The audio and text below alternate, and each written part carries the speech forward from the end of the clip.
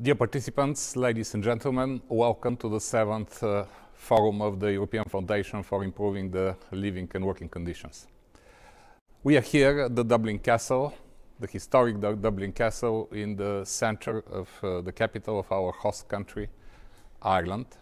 And I'm very happy to welcome you to a very interesting day which stays ahead of us. When we were preparing this forum the last few months, we were thinking about the lessons we take from the pandemic, what is going to stay, what is going to change, what is going to return back, what was the reaction of the European Union and the European member states. Unfortunately, in the last few days, all these thoughts were overshadowed by the tragic events led by the war Russia started against Ukraine.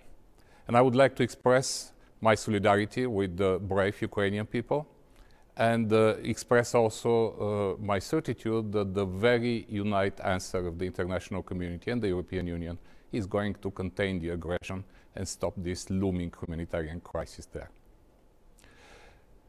Still, the topics of our forum are not less relevant. They are going to be more and more relevant in the future. Eurofound is part of the European family of institutions and bodies. Our task is to provide knowledge about employment, about job quality, about quality of labor, quality of life, about social dialogue. And providing this knowledge, we think that such forum like the one today is creating an excellent ground, an excellent agora for different opinions, for different views on how Europe reacted to the crisis, how we can improve, how we can get better and more resilient in the future, and what are the effects, long-term effects on the labor markets and the quality of life.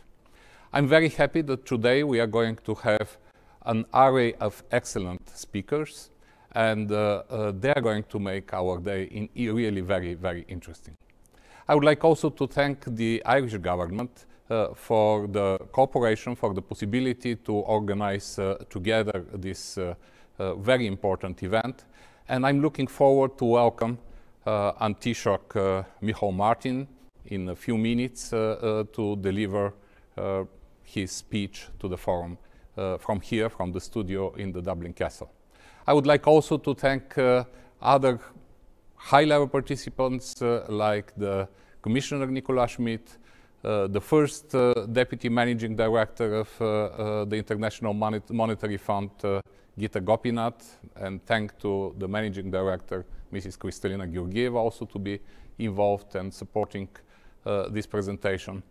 To the French Minister of Labour, Employment and Social Policies, Mrs. Elisabeth Borne, who is going to deliver in a while a message to the forum.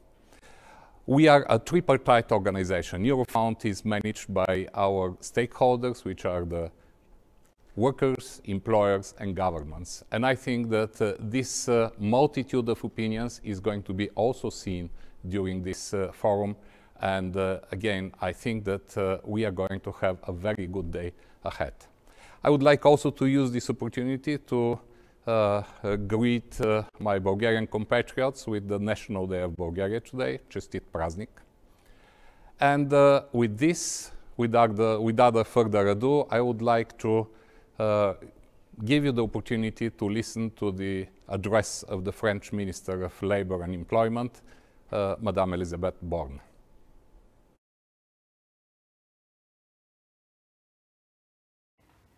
Monsieur le directeur exécutif, cher Ivайло Calfin, mesdames et messieurs, je vous remercie de cette invitation à ouvrir le Forum 2022 de l'agence Eurofound.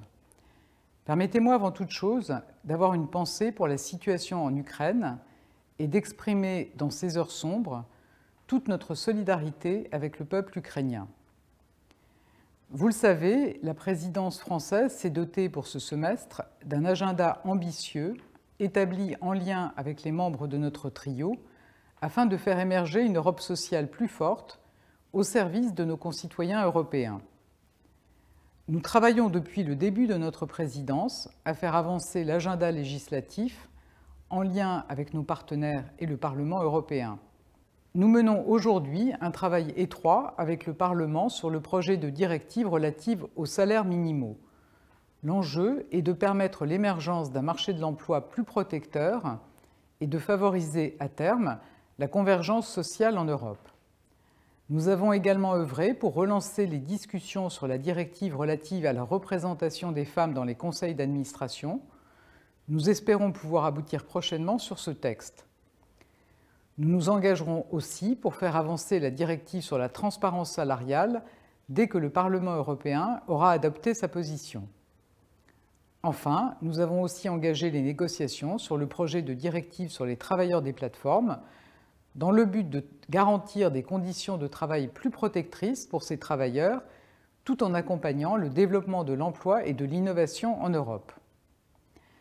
Nous pensons également essentiel que l'Union mette au cœur de ses réflexions l'accompagnement des grandes transitions climatiques et digitales. En effet, les impacts de ces deux transitions sur le marché du travail européen seront majeurs dans la décennie à venir et les choix que nous ferons dans la manière de les accompagner seront déterminants pour notre croissance future et la cohésion de nos sociétés. Plusieurs initiatives s'inscrivent déjà dans cette perspective. Nous poursuivons actuellement les discussions sur la recommandation relative à une transition équitable vers la neutralité climatique. Nous sommes également engagés pour faire avancer la recommandation sur les comptes individuels de formation. Mais nous pensons que l'Union devra sans doute aller plus loin pour accompagner ces grandes transitions. C'est d'ailleurs à cet enjeu que nous avons souhaité consacrer les débats de notre Conseil EPSCO informel du 15 février dernier. Je tiens à cet égard à remercier Eurofund pour son apport précieux dans la préparation et la conduite de cet événement. Ce que nous avons retenu de ces premiers échanges, ce sont notamment les enjeux de décloisonnement des politiques d'éducation, de formation, d'innovation et de développement économique dans le cadre d'un dialogue social soutenu. Je sais que cette question sera aussi au cœur de ce forum à travers les thèmes de la digitalisation, de l'économie verte et de l'adaptation de la protection sociale. Je me réjouis donc que les échanges d'aujourd'hui permettent de poursuivre la réflexion engagée. Je ne doute pas qu'ils contribueront à notre travail commun pour adapter le modèle social européen et relever le défi de ces grandes transitions. Je vous souhaite donc des échanges riches et fructueux. Je vous remercie.